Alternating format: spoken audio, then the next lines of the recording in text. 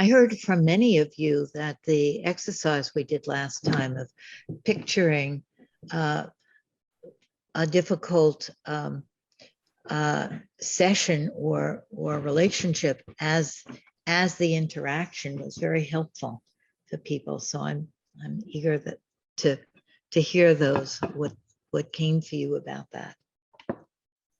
The way that that I'm sort of structuring this class is to have the first part be about the philosophy, about the conceptual thinking language that we're learning.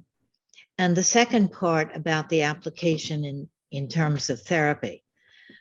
So they'll be interwoven, of course, but we can emphasize the philosophical in the first part and the clinical in the second part. That's sort of what we did last time. So this concept of Befindlichkeit is so important, and I've been really, again, just mesmerized by it as I've been preparing for this class this time and flooding you with emails, right? And how many, just in terms of housekeeping, how many of you like getting tons of emails of things that I'm thinking will be helpful? And how many of you feel overwhelmed by that and you'd rather have me give it to Jim to put on the website so that you can go and resource any of those things before the class that you want to? So how many of you like getting these emails as they come to me? A lot of you like that. And how many of you prefer to not that I can split it, but I don't remember who, but how many of you would like to just find them on the email, on the website? I think most people like having these little reminders. Of course, you can always put them in save or something. Yeah. So I was thinking this week that Winnicott talked about how a good clinician, a good therapist, needs to have theory in your bones. And I love that expression. It always stayed with me. In your bones. And we want to have this philosophy and the theory that it implies in our bones, so that it comes out naturally in our sessions. Stephen, you were telling us before we started in our hello that you were reading Befindlichkeit and you thought, what? Whoa. Right? Right. And then you said, well, let me just see how it will come in my sessions. And then your clients were so moved by the sessions that your mind wasn't exactly grasping all these conceptual iterations, but that it came through in your sessions, and your clients were very moved and even wept with this understanding. Yes. And they said, I'm crying, but because something in me knows that what I'm experiencing is so beautiful. And both of them said almost exactly the same thing. And they had very different sessions, but that the meaning somehow is understood within me and could be conveyed without knowing how I was doing it. Yeah. One of the main ideas here that we get from this paper is that the understanding is in the Befindlichkeit. It's in the felt sense. It's in the implicit. And that even if we can't explicitly say what we're understanding, that understanding transcends what we can actually put into words. And that's such an important thing for us to really know, in our bodies as therapists. So, Lewald, I'm having these memories of different theorists whose words sort of are with me all the time. Lewald talked about the aliveness of the link between the implicit and explicit. And I was thinking about how what we're trying to do in this class is enliven the link between philosophy and theory, between theory and practice, between practice and philosophy. It's that aliveness of the link. And of course, in our therapy sessions, and I think this is what Stephen was experiencing, it's the aliveness of the link for the therapist and the client, the link between the words and the felt meaning that makes the session powerful, right? And these links are not just understood intellectually, but they're experienced and they're felt. I was thinking that when I read psychological, psychoanalytic theory, that I'm disappointed if what I'm reading is too abstract, it's too up here, and I'm very disappointed if it's too concrete. And in the sessions, my sessions also, if our sessions are too abstract, it's disappointing, or if they're too concrete, it's disappointing. And it's this aliveness of the link, or it's the felt sense that is this organismic, immediate experience of this connection between the implicit and explicit, between the situation, the happenings, and the whole more of that. This felt sense is our guide. It says, oh no, this is a little too abstract. This is a little too, it's a little this way, a little that way. And of course, when I say that I'm disappointed if it's too abstract or it's too concrete, that's for my liking, of course, for my organism. And other people might have a different one. They might like it a little bit more abstract or a little bit more concrete for them to have that alive link to it. So this very essential paper that we also talked about in module 1, I feel like we could return to it again and again and again. And I was very happy that we also could couple it with that interview with Jean Genlin about the implicit. This paper gives us two important strands. One is the strand of a kind of concept that Jean is really using Heidegger's words, using Heidegger's work to show us a particular kind of concept. And I love in the paper where he says that Heidegger's concept makes us hungry for this kind of concept, a kind of concept that he says it's a kind of being. And of course, Heidegger was exploring being, Dasein, being in the world, a kind of being that is its relating, a kind of being that is its relating. And that says that so much more than the word interaction, which Jean points out. It's sort of like there are two things, interacting, and that isn't what this concept is at all. The concept is a concept that doesn't separate. It doesn't separate experience into two things. That it isn't a thing-like concept at all.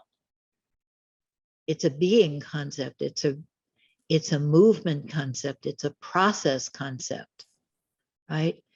And Befindlichkeit is a concept that, a kind of concept that transcends the split between thinking and feeling, that transcends the split between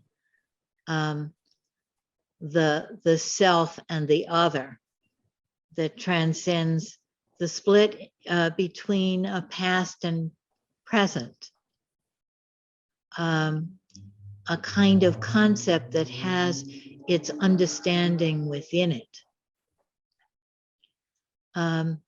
And it's a very different kind of concept. And Jean is very excited to use Heidegger's work to sort of introduce us to this kind of concept that we need for everything, but particularly need for psychotherapy.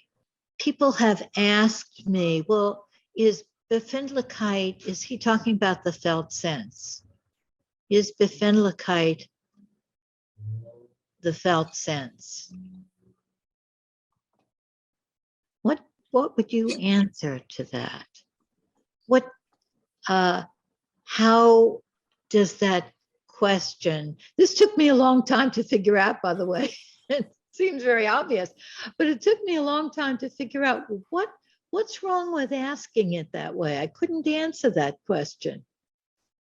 And then I realized that the question is Befindlichkeit is the felt sense, has in it that little word that we're trying to transcend. That little word is. This is this. Like Befindlichkeit is a thing and felt sense is a thing. Are they the same thing? Right? And I thought, oh, that's why I can't answer that question, or we can't answer that question. We're talking today about three things. You get that? Felt sense, implicit, and Befindlichkeit.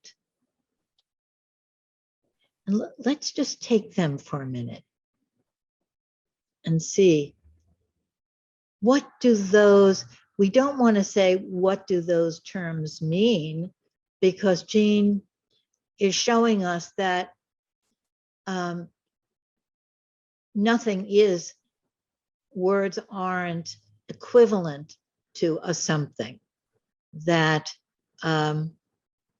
words can be used in infinite ways, and words point to something, and they point to something far beyond what they are, right? What they can hold. So in that way, especially terms are handles, sort of like you would say in focusing that an image or a word is a handle for this much bigger thing. So what does the word felt sense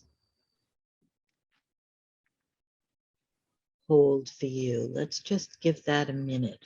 What do you want that word to mean, Jean would ask.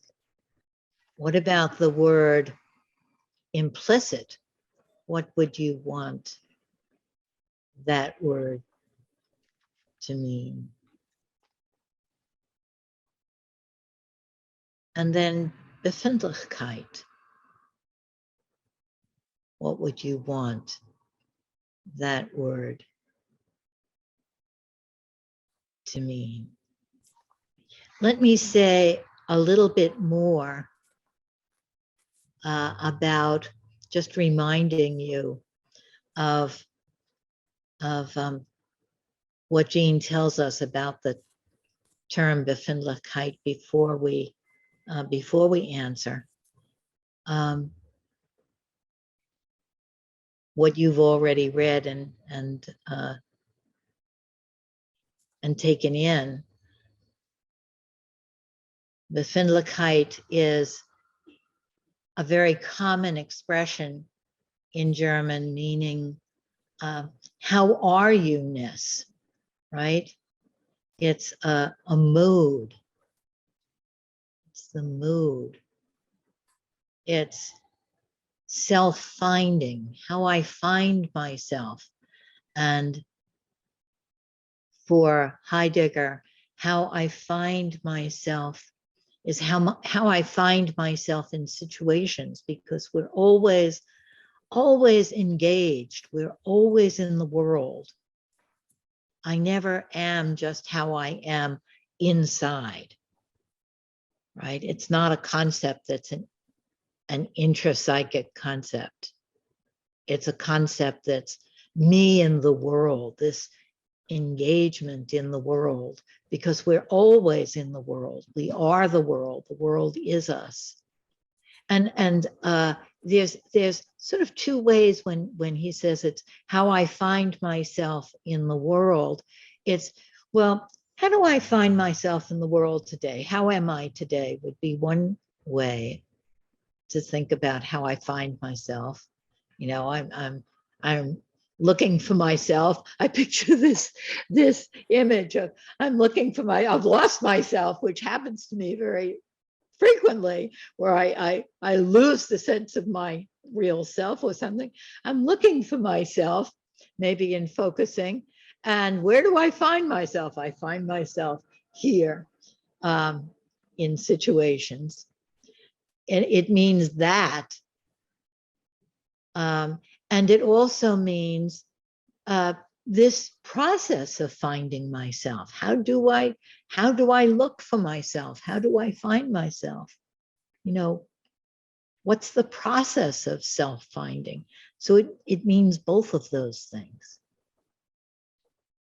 So now let's go back to what the word Befindlichkeit means to you, and how it is related to felt sense, how it's related to implicit, and just anything that comes to your mind. There's no wrong answers here. We're all exploring together. This is Beth, trying to push myself to speak because I never do. Great, Beth. Thank you so much. I hope that sets a precedent for people who have trouble speaking to just try it out. Yes, please join me.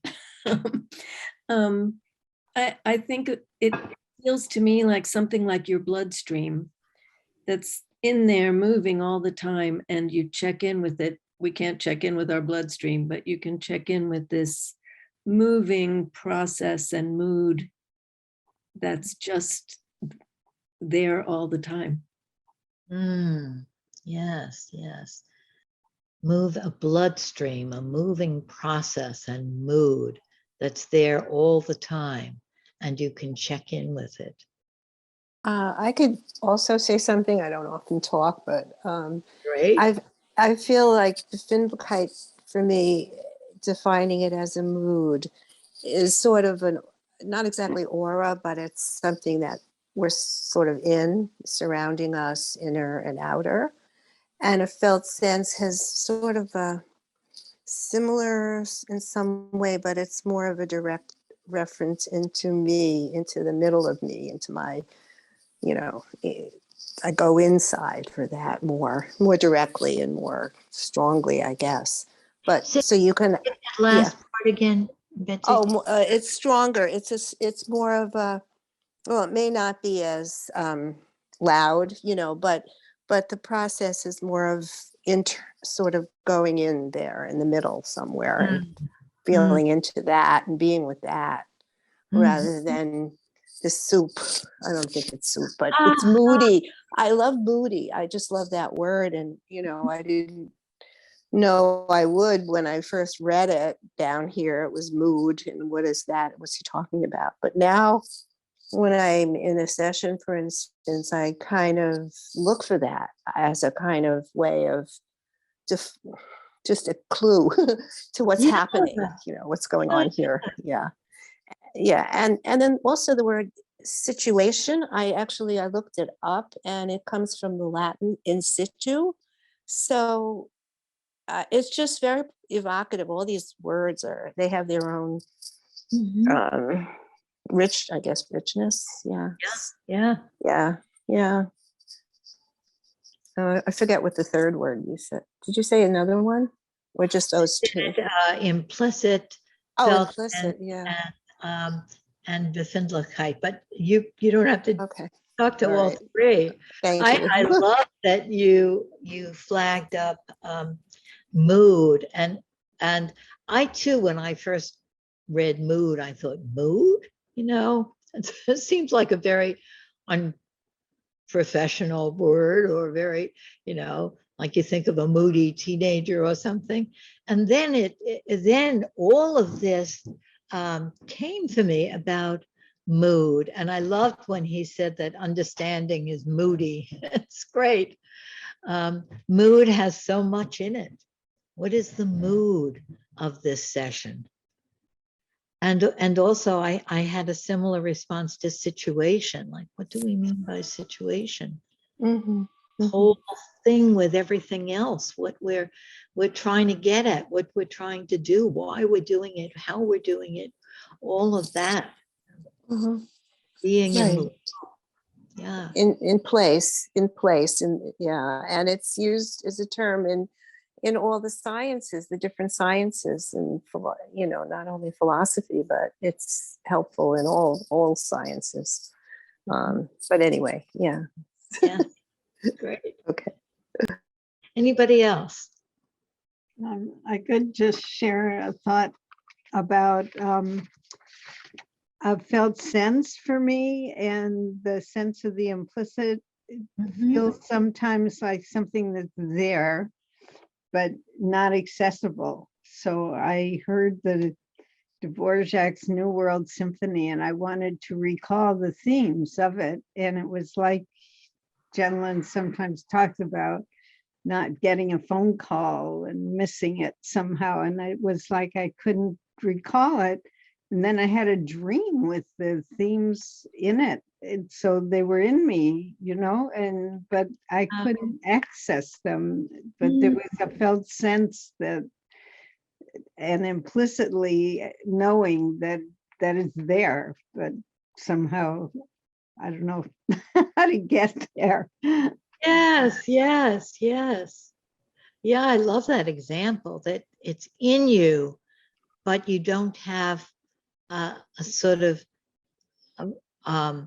cognitive, verbal, Right. linear access. I don't have explicit access, actually. Yeah, maybe you could say. Right. And maybe the felt sense, I would think of the felt sense as sort of the language, the connecting point, the link that helps us to explicate the implicit, that helps us to put something into words, or find an image, or Right. Find a way of grasping onto it. Right. Yeah. Hi, I have a thing. Where Go are ahead. you? Oh,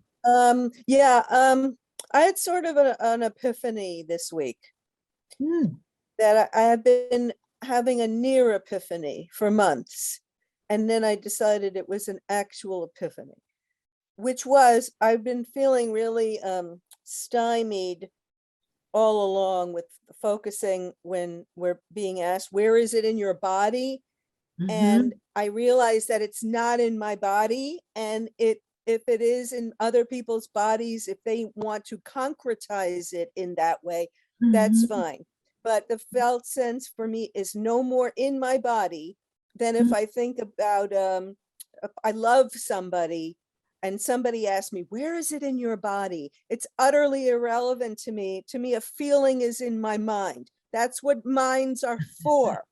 And I think that there's a split now, that since the mind has gone out of style and has been replaced by the body and neuroscience, and everything now has to have a neurophysiological correlate, including every psychoanalytic text I read now starts out with the amygdala. So now we have this huge bias where everything's supposed to be in our body, and the mind is, we're now phenomenalists. The mind is considered an epiphenomenon of the body, but I don't buy that. So now that I don't have to think about where all of these feelings are, is it in my stomach? Is it in my legs? I don't have to do that anymore. I just get to have felt senses, and they get to live all on their own. Congratulations. You transcended the mind-body split. I did. I solved the mind-body question this week. Feels Good for great. you. Yeah. And that's one of the things that that Jenlin is so excited about, this concept of Befindlichkeit that transcends the mind-body split.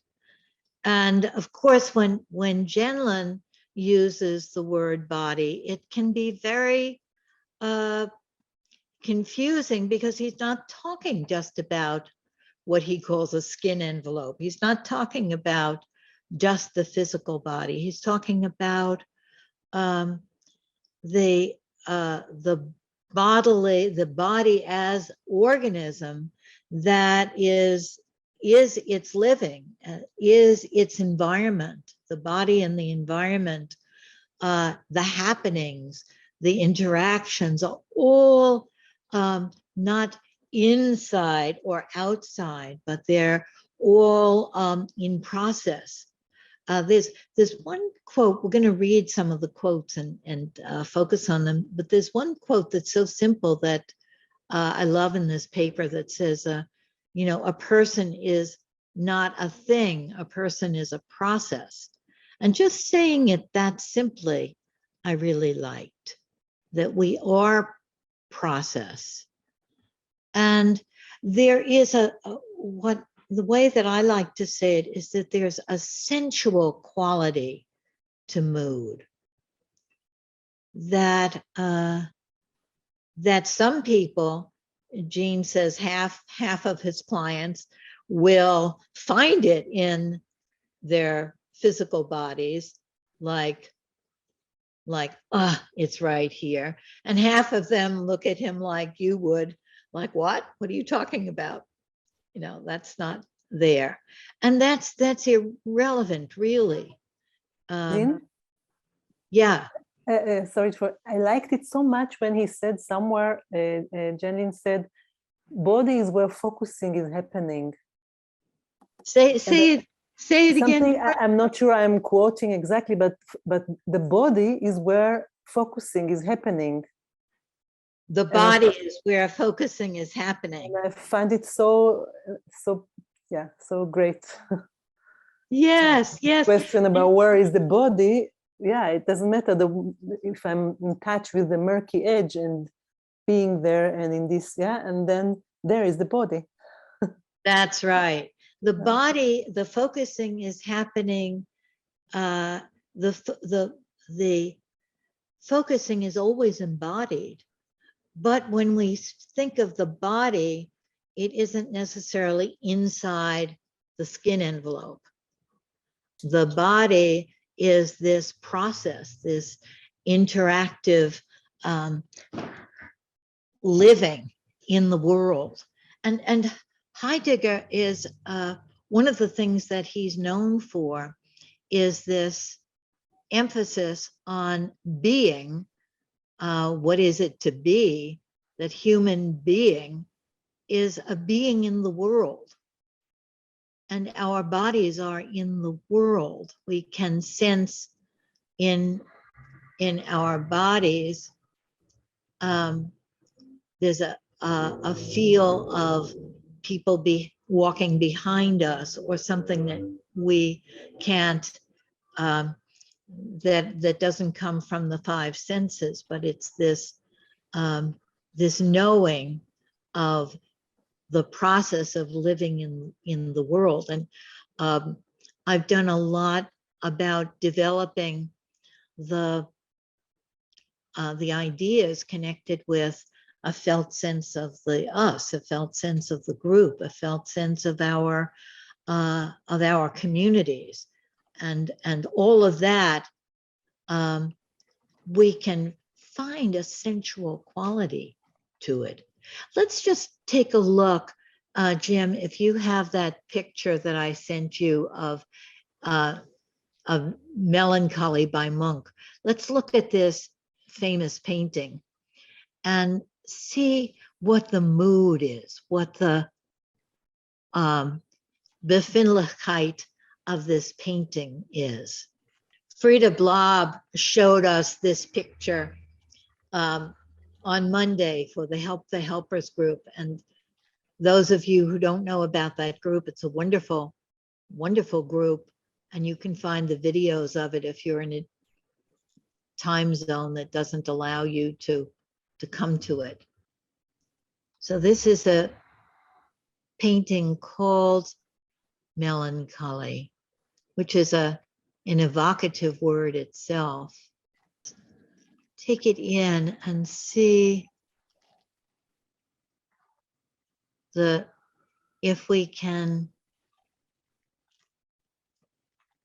sense the Befindlichkeit of this painting, the mood of it, how we find ourselves in it, how this figure is finding himself. Lynn, what strikes me about it is how the subject in the foreground has set himself apart from the vividness of his surroundings. Mm-hmm. So for you, it's the feel of it. Can you feel that separation? Sort of isolation of the figure, that's what comes for you. I mean, it's one thing to sort of recognize that and be excited about it, like, oh, I see, maybe he's saying that. But then to feel it, the mood of that separation, it sort of takes it into yourself in a different way. Feel that. What I notice is there's no, like, it's all sort of very smooth. And when I sort of take that in, there's like this lack of, it's like hard to grasp. There's no hard edges. There's no, and so you sort of, with me, it's sort of got this feeling of, I don't know, not quite seasickness, but it's like it's all close, but it's slipping away, sort of. Wow. Something like that. Mm-hmm. Yeah. Smooth and slipping away. Well, for me, it's his gloominess, it's his troubles, his blackness. He's in black, and we don't see any wrinkles on his face. We only see blackness and a little skin tone. But I'm wondering whether, if we saw him in another place, on another occasion with people, whether he would be the same. Right. He's certainly. That is, this process is always changing. Absolutely. And we're just, yes, Marvin, we're just seeing a snapshot, right, of this, the mood of this moment. And he will be different. And it's like that in our therapy sessions also. We're getting a a snapshot of a mood of a moment of who we are together, maybe who the person is, who I am, right? And it's a kind of gloomy moment. I saw him I see him as sad, but I see his head as fitting in so perfectly with the other round shapes. It's like where he came from, civilization. Maybe that makes him gloomy, but he's one of those natural forms. He kind of Yeah. belongs there. He's one of the natural forms, yes. You're seeing a fittedness rather than a separation there. I, But like he belongs more in the, you know, this is obviously a projective test, so maybe we should be careful about what we say. Right. uh, what I can say is that my first response, it was sort of like in the pit of my stomach. He looks just like the husband of a friend of mine who has diagnosed himself as autistic. But when I saw this, my sense of it was, no, I've never felt he was autistic, even though everybody says, oh, he's autistic. But he lives in this melancholy, disconnected from others, disconnected from the environment. And he is in that world. So there's a process going on, but the process rarely interacts with everything around him. And then I thought, oh my God, he's living in the world of melancholy. And it didn't feel like a diagnosis. It felt like, oh, that's what it's like when you're with him. Yeah. Lynn, it's BJ. Hi, BJ. Hey, the thought I had was he could be in an art museum sitting on a bench, and this painting is behind him. And really, the look on his face, it doesn't look like he's miserable. To me, it looks like he's maybe a little bored, or maybe not even bored. Maybe he's watching a little colony of ants crawl around on the floor, and that if the background were different, if we saw the colony of ants, we might think, oh, he's studying a colony of ants. And to Stephen's point, if that background were not there, to me doesn't intrinsically look gloomy. Right. You know, I am experimenting here, showing you this image because I was sort of struck by it that when we saw it on Monday as being a very moody painting. But I'm seeing as we're talking about it that we're looking at it the way we would be listening to the communication of the painter. What is the painter trying to express to us, like we would be listening to our client? And it might be that the Befindlichkeit of it is beyond our figuring it out and seeing our insights in it. Just as with the client, we of course are figuring out what the client is meaning and saying, and but this direct experience of the mood of it that we cultivate as focusing oriented therapists, the felt sense of it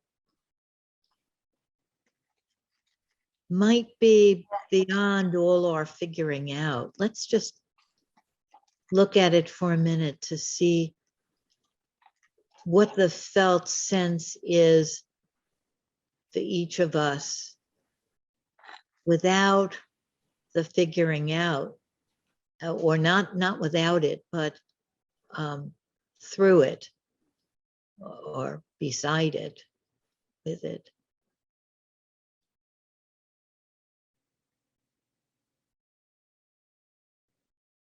And now let's so come back together without it and just see if it was different to just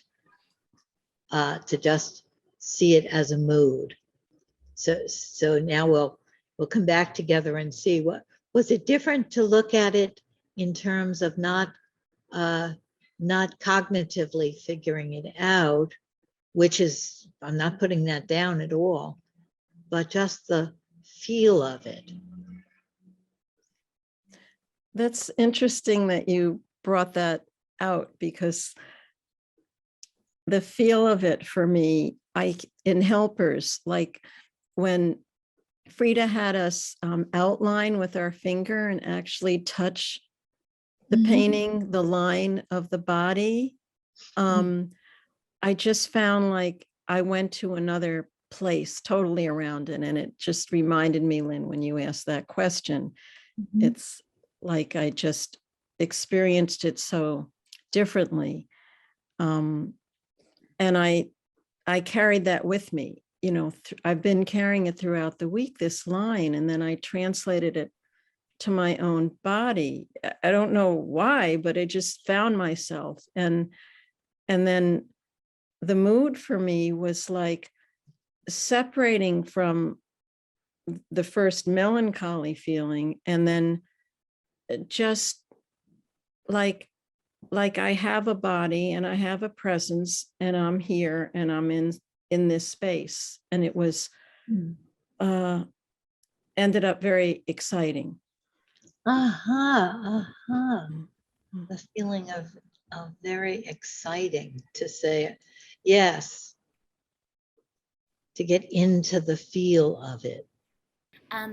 The sense of the painting, or sort of, two things, like I realize how something registers in me, and especially if I'm invited to, we're talking about felt sense, and so not what is he thinking, or what is the colorscape, or what is the artist trying to express, but more like I sort of look or kind of turn to how does it register in me. And what I felt was this sort of the absence of cognitive dissonance, like the oneness of this man with his mood, with the landscape, all of everything, the way it moved, or the lines, and it wasn't someone struggling against what was. It registered in me like, oh, I'm with a like spirit or something. I don't have to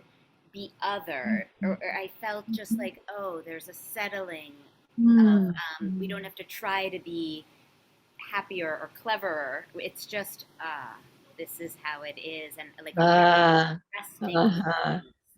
kind of this is how it is without struggling. Yeah. Okay, we're going to take a look at only a couple of you sent me quotes, and I'm not giving up on that, because I'm still hoping you will, after this class, take a look at the paper again and send me some a quote that speaks to you. But we're going to take a look at some that we did have, and a couple that I chose. I think it's more important to have yours. So if we can put up on the screen the quotes, let's go down a bit, because I want to take one that you contributed. Let's read Steve's, number 6. And Jonathan, would you read that for us? And we're going to take it in like, you know, like a painting, or we're going to focus on it. We are always situated in situations, in a world, in a context, living in a certain way with others. trying to achieve this and avoid that. The mood is not just internal. It is this living in the world. We sense how we find ourselves, and we find ourselves in situations. Let's just see what that brings to us. Read it one more time, Jonathan, and we'll let what comes in us come. We are always situated in situations in the world, in a context, living in a certain way with others, trying to achieve this and avoid that. A mood is not just internal. It is this living in the world.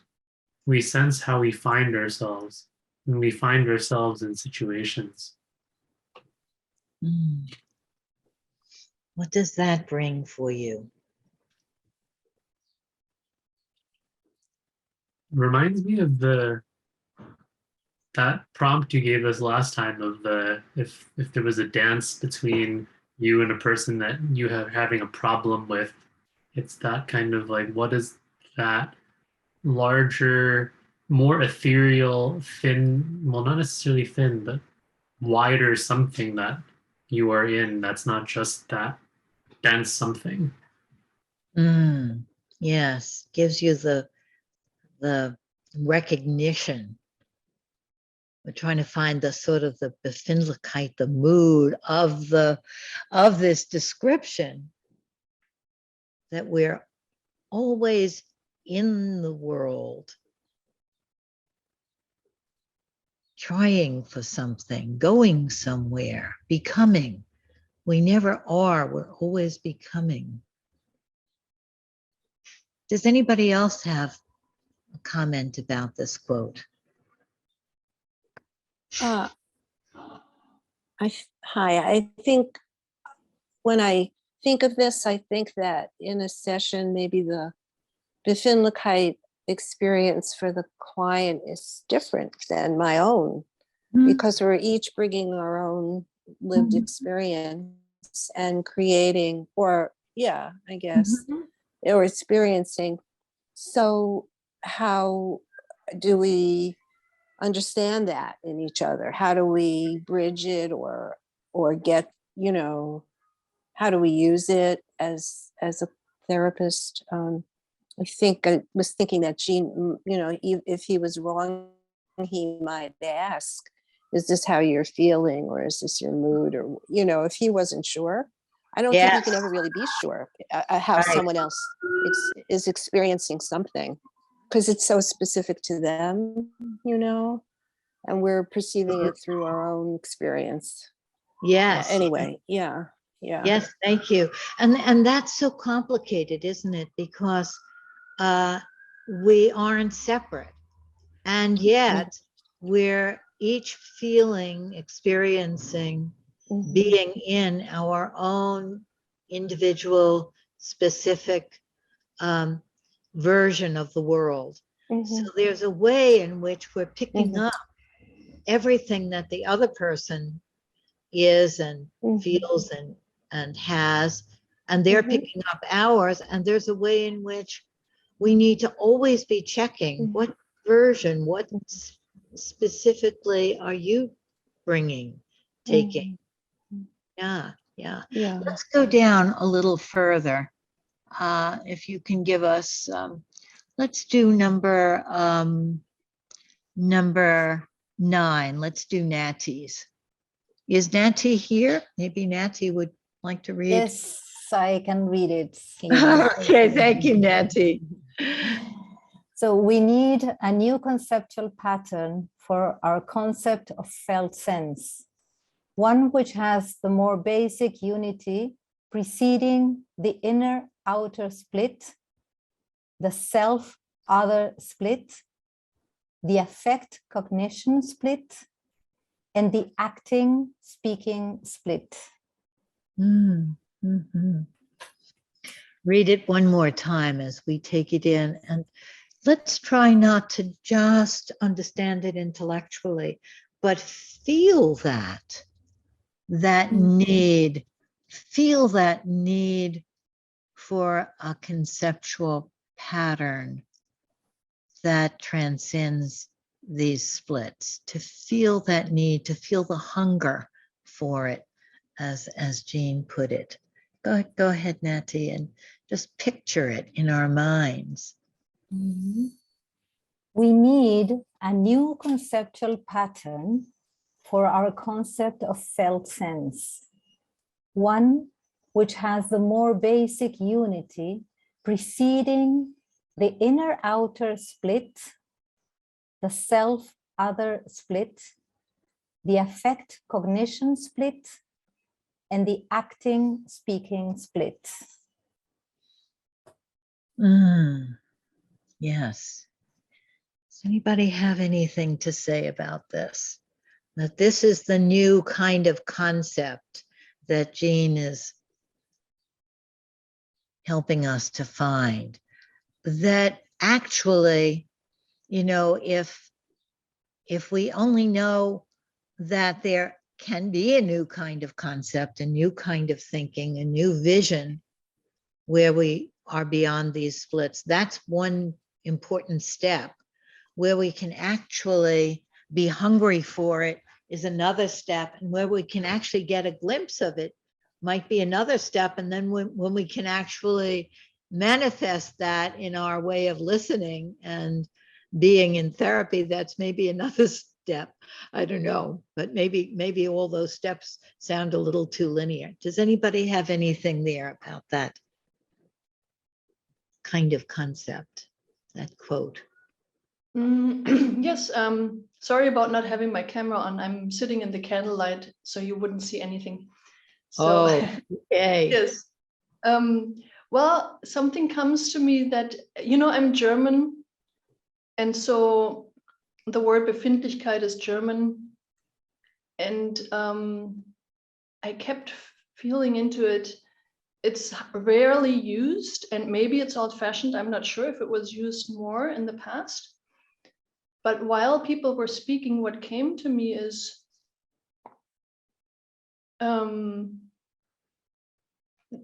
someone would only ask for someone else's Befindlichkeit if the person asking already kind of senses into the state of the other. It's very different from asking, how are you? So there is a certain sensitivity in asking in that way, and also you wouldn't ask typically for someone's Befindlichkeit if they're in a very upbeat, happy mood. That the question doesn't fit. It's I mean, it fits more to a more subtle state the person is in, more subtle state, atmosphere, mood. Nothing like you wouldn't ask that if someone is in a very strong emotion, neither strong anger. It just doesn't quite fit. So it's very interesting how, and it only came to me now in our conversations, that how the asker is already sensing the other at some level if they ask that question. Yes, that's a wonderful point.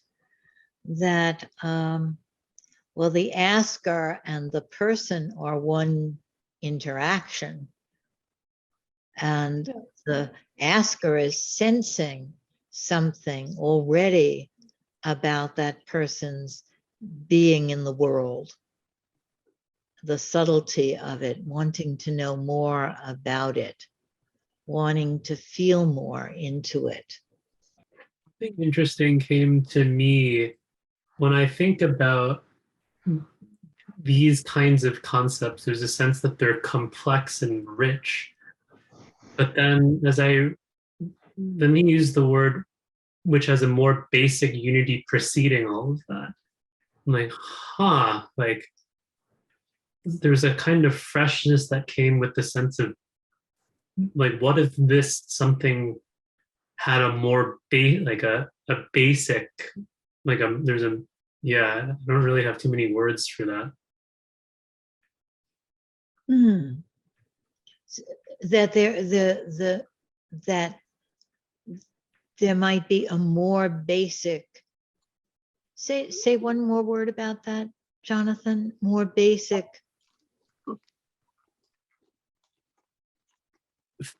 feel to it, or mood. Maybe you can even use mood Uh-huh. here. This kind of a concept doesn't have to be a rich or complex kind of a something. Uh-huh. Uh-huh. Like maybe, okay, maybe the splitting of those things is actually more complicated than this something. Uh-huh. That the something, and I love that use, because there aren't things, but there's a something, right? The something is both more complicated and more basic. See if you could get a feel of that. That what the person is communicating to you in therapy, that you're entering into what psychoanalysts would call an experiential world.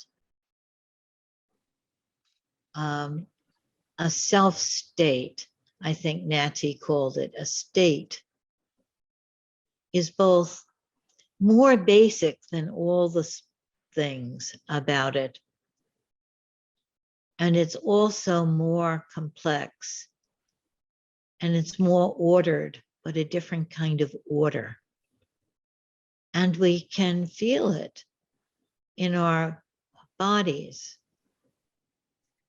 We can have a whiff of it. We can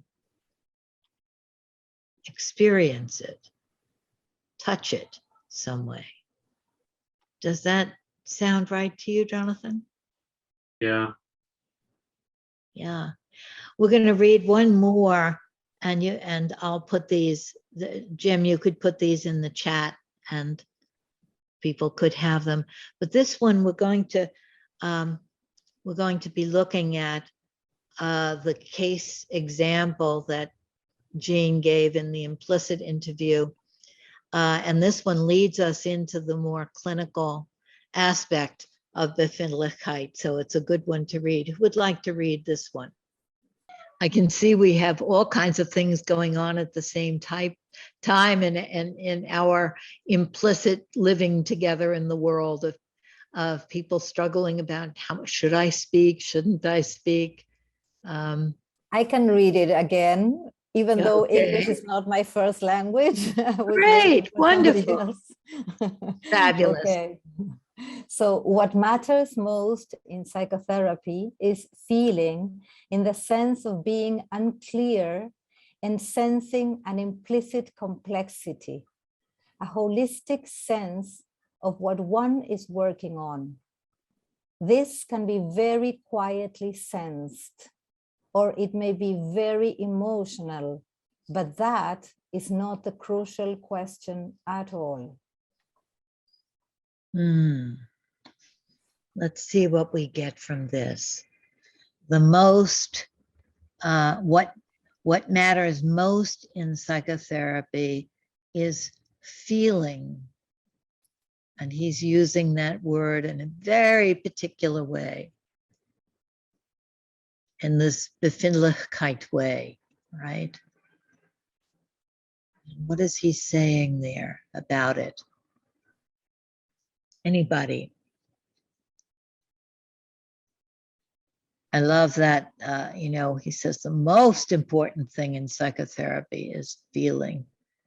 In last week's session, we heard him say the most important part of our job is to be the interaction that makes something better. I always like when he says the most important thing, and then there'll be several things, right? Maybe a different thing next week. But this week, this is the most important thing. What is this feeling he's talking about? Anybody? I would say that for me, the being open to just the feeling that has no clarity is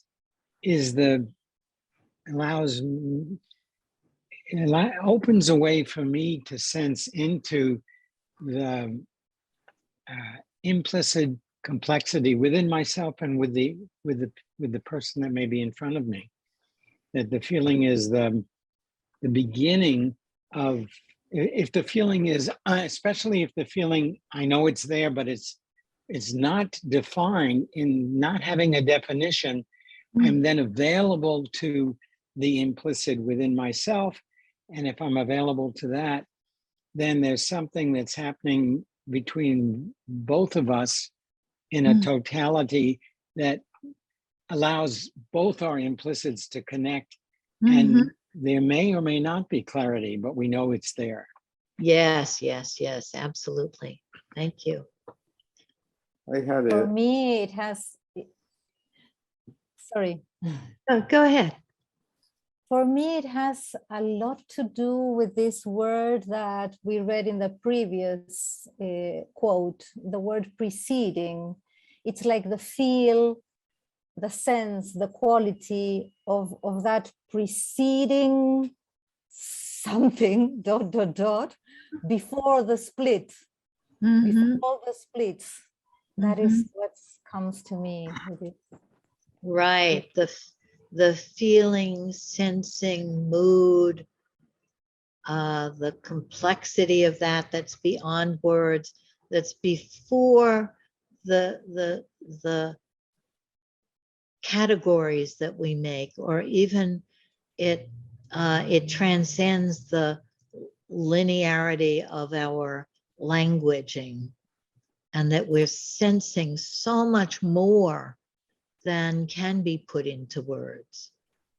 I had that experience yesterday with the client who was speaking about being burned out in his job and in his profession.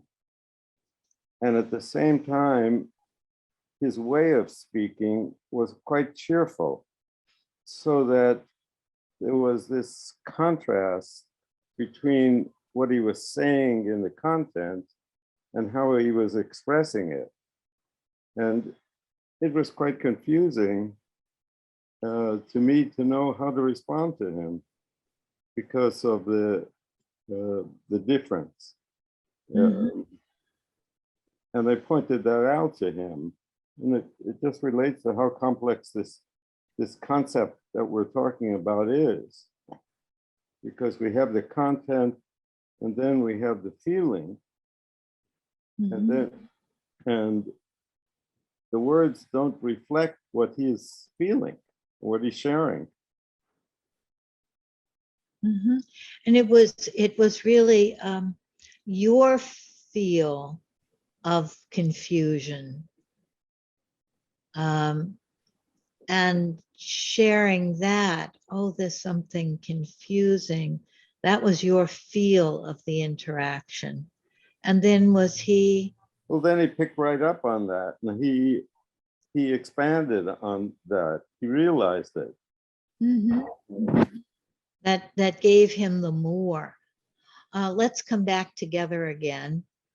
He's not speaking so specifically here in this quote, but the way that we know that that our sensing, our feeling into this larger territory, this more of what's being said, is connecting, is the next thing that the person says.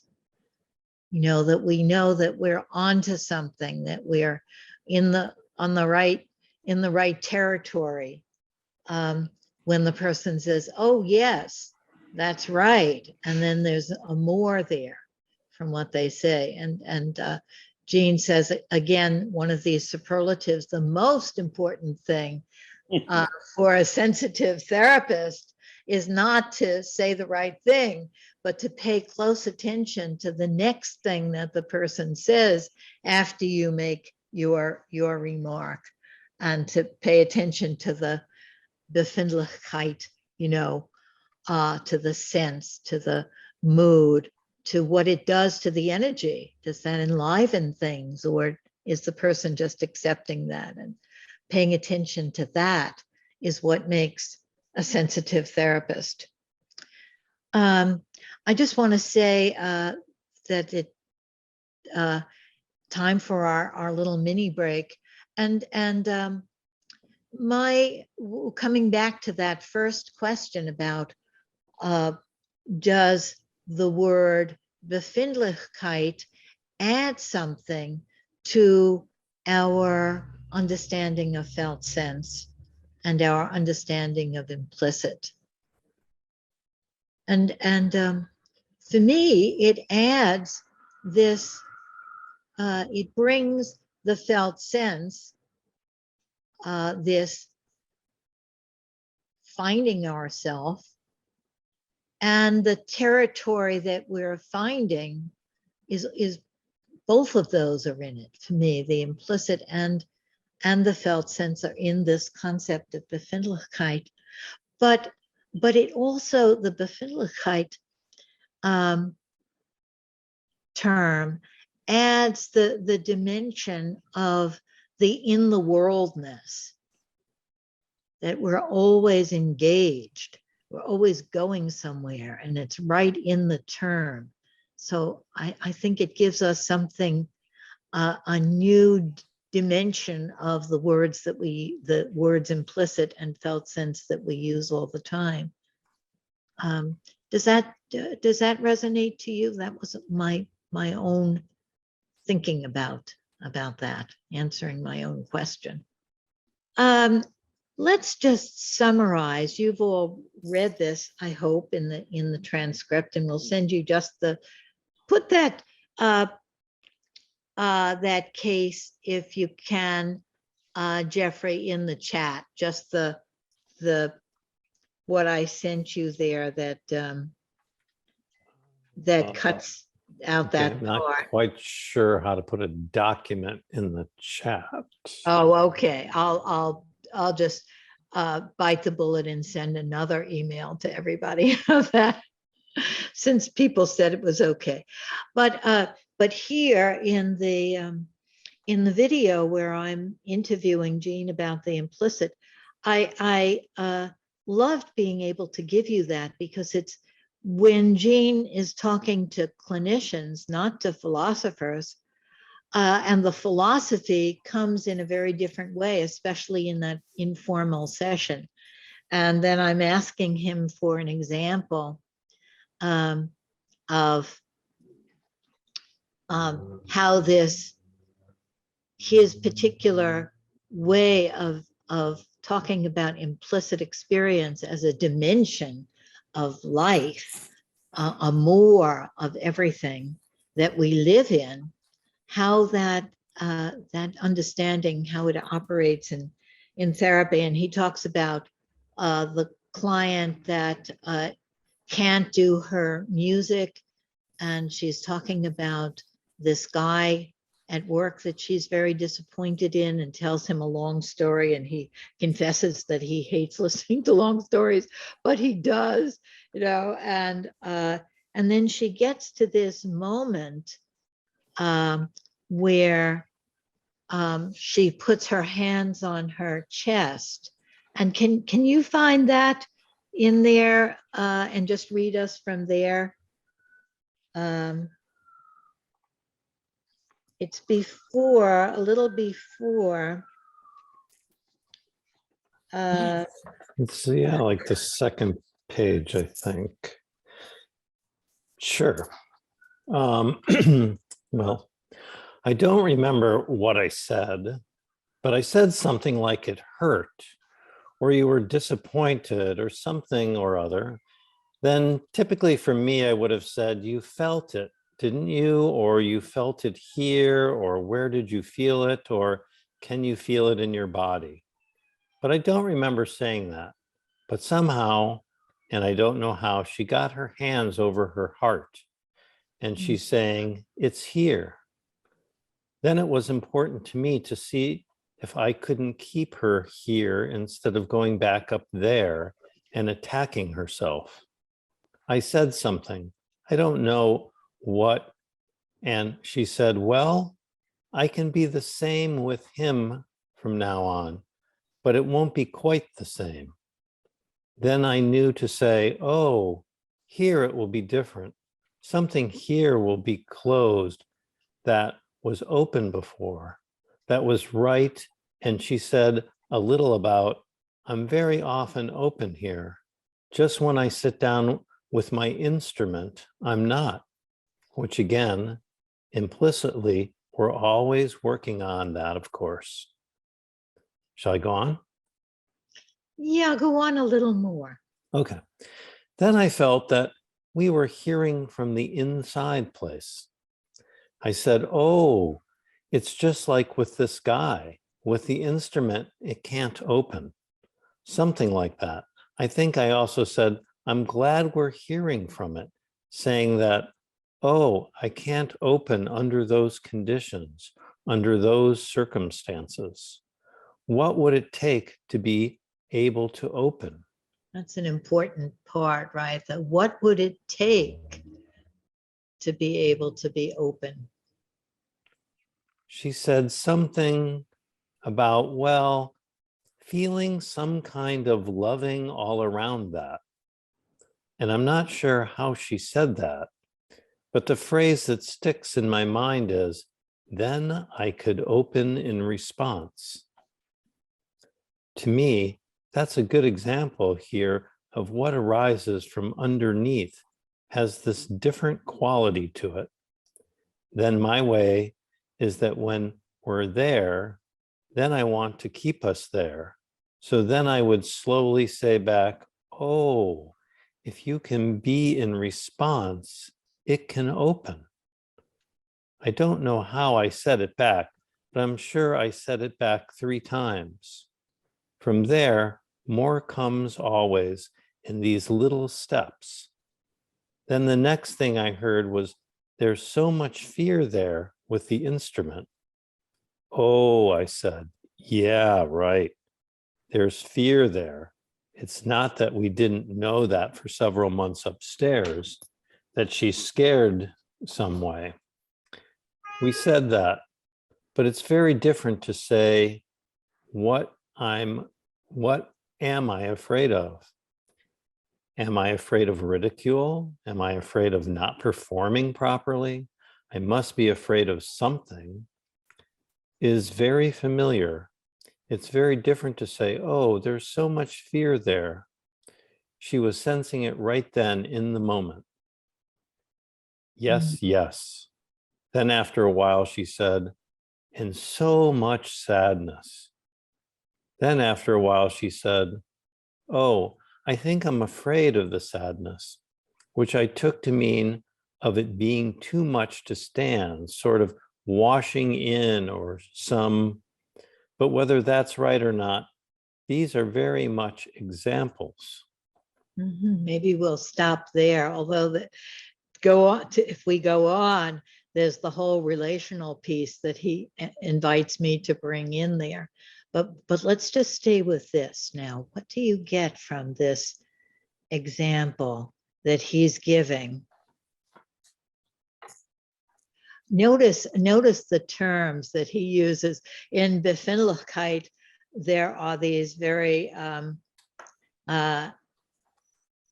difficult to grasp, some of them, terms, and here he's using the terms upstairs and downstairs.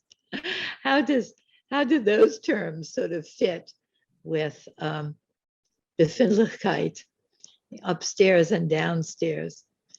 And Lynn, do you mean by he being the client? No, how Jean is, Jean. what Jean is illustrating here. What do we get from that? Yeah. For me, it's she's able when she's downstairs to, like, the problem or situation is like she's able to have it. She's not kind of in it. She's able to step back and be with it in a way that she can explore it. Right. He describes her as sort of berating herself usually and giving him all the details of her life. But here she's with it, seeing it. I love the upstairs, downstairs terminology so much. It just felt so right. Mm. It's also avoiding the distraction of content. Mhm. Mm.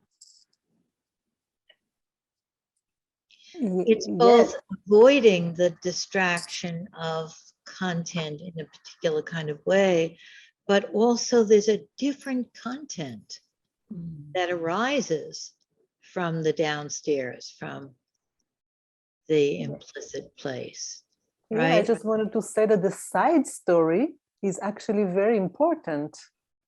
So she wants to talk about the colleague, or I don't know, yeah. And actually, he doesn't like these stories, yeah, or whatever. But actually, it's bringing exactly what is needed for the process to be. Exactly. So this crossing of this situation is so beautiful. This Yes. these sideways, I don't know how you say it in English, are so important sometimes. Yes, yes, yes. It's like you want to say to Jean, I know you don't like big stories, but this was so important. It's very important that you welcome the story. It's the crossing between, notice how he says that working on her feelings about the instrument, not being able to play her instrument, is always in the implicitly in their conversations. It's always there. And later on, we didn't get to read that part. He's talking about, and I'm talking about how the relationship is always in what's being talked about. That implicitly there's so much more in it. The crossing between the situation with the colleague and with her instrument is such an important part of this exploration. I find it very interesting to look at clients and to think what is always there, but not necessarily we are talking about or working with or on the some. I find it so sharpening my attention kind of now. Yes, yes. Yes, me too. What's always there. And it may be more than one thing, but it's almost like we were talking in the millennial group this morning about being born into challenges that we spend our whole lives circling back to over and over again. And these primary challenges are in some way always there. Well, I think it was interesting because he said something like it hurt or you were disappointed or something or other, but then he didn't say what he normally might say, but because she put her hand on her heart and he noticed that. So he took that, he went with that. He was sensing there. He was sensing what she was sensing, and it's something in her heart. And it was very vague but she says it's here. Now that's very vague-ish, the language. So he made a conscious decision to try to keep her here. And then, stay there instead of going uptown or up. Whatever. I love it. That's a very New York. Yeah. Oh, okay. Right. The subway brings us uptown. Right. Yeah. That. Yeah, and she was sort of knew herself enough to follow or to be able to use that kind of language. It's not, it won't be quite the same. And he says, oh yeah, it'll be different. So there's all this language about that's kind of murky, and well, it's not murky, but it's on, non-specifically. It's pointing language. It's pointing to something. Yeah. Language, yes. And so Jean it's so interesting. Yeah. Right. Jean loves the it. It's here. It's here because in the it that isn't an it, right? The it, there's this whole implicit texture. It's here. This closing, this not being able to open to. Wow, that whole thing is there. And that's the Befindlichkeit, right? The Yeah. whole thing, that whole more is there. And that thing, that it that's here when she's holding her heart is the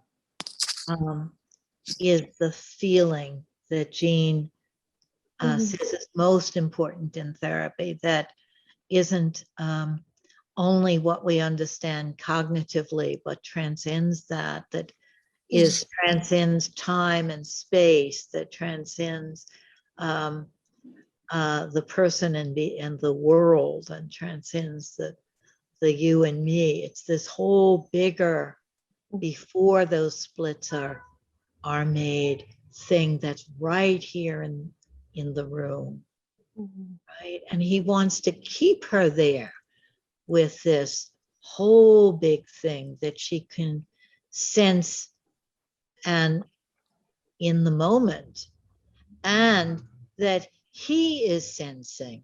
And notice there's not the split between him and her. There may be sensing differently versions or whatever, but they're both sensing this it that's right there present between them, with them, in them.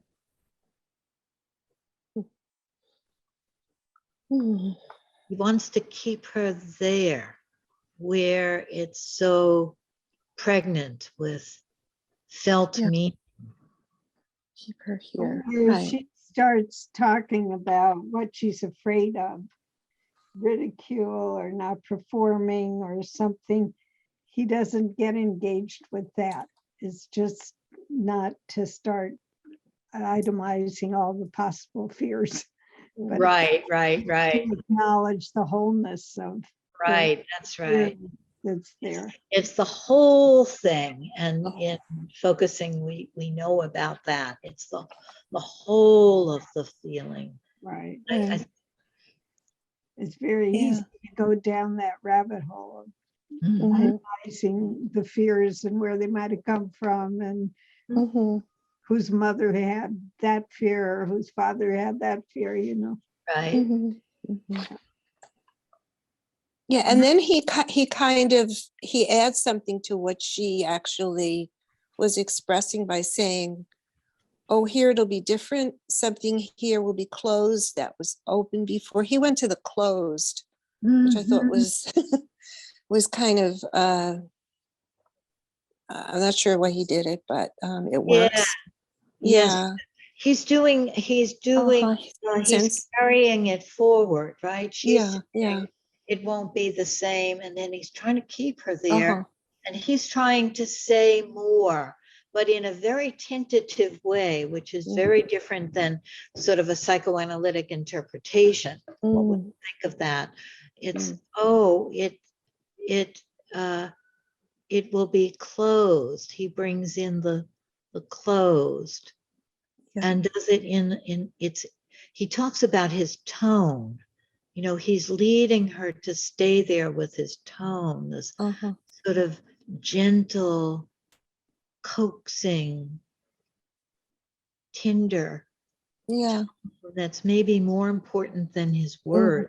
He doesn't even remember his exact words. Yeah.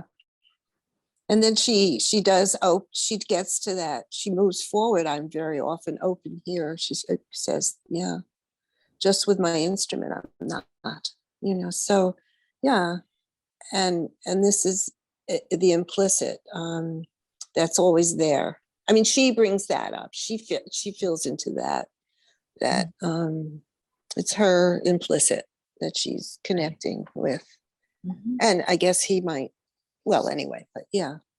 There's a very important move that he makes after he's keeping her there. Does anybody remember that? He asks her what we would call a shift question. Anybody struck by that? Where he says, what would it take to be able to open?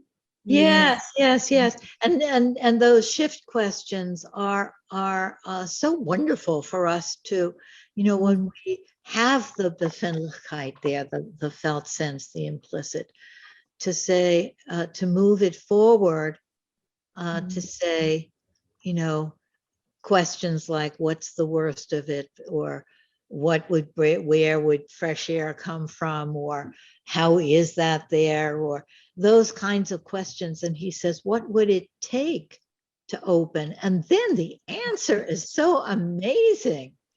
What does she say? Then I could open in response. Yes, to the loving, right? To the loving. And what we're going to have to stop, but what we didn't get to explore was, he says a little later on to me, oh, well, that's your point about the relational. Why don't you make your point? He gives me this opportunity, and I say, well, the relationship is in it, that she's experiencing the loving from Jean in the way he's talking to her, and she is able to open there in response to his loving. And so her being able to put her hand on her heart and say, it's here, and to make that that closed open with him is also implicit in their relationship. And there's a whole thing there about how Jean and I disagree there about, Jean says it's not important to talk about that, it's just there. And I always think, well, it's explicating the implicit is always brings a forward. So it can, to my mind, be very important to also be able to say, oh, and we're doing that, we're making that, or something. But he wants to keep that implicit. So any last comments before we stop for today? And I'd encourage you to read this case again and write in the blog. We're going to figure out what's wrong with the website, so Jim can put it up again. Write in the blog any other comments about this case and what you picked up from it. Nothing's wrong with the blog. Anybody can write in the blog right now. Oh, they can. It's just you that can't change things. Okay, great. Good to know. Okay, you can all write in the blog further. Is there a link to the blog, or what? How do you get to the blog? Go to the link to philosophy, and then on the bottom you'll see a link to the blog. Put it in the chat, Jim, just so I will try. But we don't have a lot of time, so right. Let's hope Well, I get we'll continue to put it talking in while time. you're doing that. We go to the website, and then you see philosophy. Jim went over it with me. Then you click on that philosophy, and then you'll see the blog. And then the password is 2021 PHILO, right? Without the 20, just 21. 21. Okay. I'm putting a direct link to the blog in the chat now. Even Great. better. Good. So copy that so you have it, and love to hear more from you. Okay, let's have just 2 little comments before we stop. It's hard for me to let go of you because I want to hear more. I just wanted to Yeah, go ahead, Rachel. There's something about willingness, therapist, monkey, about to just be with, whether it's made verbal, or as if Jean says he'll just stay with it, in the implicit form, or whether it needs to be verbalized. There's something about this willingness of keeping company, the unspeakable. I'm so sorry she was silent this whole time until just now. But that's seems so important, to be there where somebody is sort of, where it's not clear, it's not categorized, it's not even categorizable yet, and to have like the respectful, please, for the love of God, the respectful tolerance to have, to be with that unclear and this puppy and this squeaky toy that I purchased. So that, it's the attitude of the therapist to keep company there where there's been like maybe an unbearable aloneness. That's some quote that I don't know where it's from. Right. And we're critical. And Rachel, we're doing that, right? We're being and keeping company with with the Befindlichkeit of the squeaky toy and the mom trying to speak through it. That struggle. Let's have one more comment. I just love this way of Jenlin's to have this, to encourage this moving forward in that question that what would it take to make it right? And I always think of that, that every bad feeling is potential energy towards a better way, towards its rightness. And that is what he's like promoting. I don't know if the word is promoting, but it's like, oh, there is this better way forward. Yes, it's sort of nurturing it, and you could just feel him in there, like this mother to the Befindlichkeit is the infant, and just nurturing that and bringing it out. Yes, the better way, maybe the better way comes out of being with the unspeakable feelings, with the difficult feelings, not just saying, let's think about the upside of this or something like that, that comes more instinctively. It's being with what is.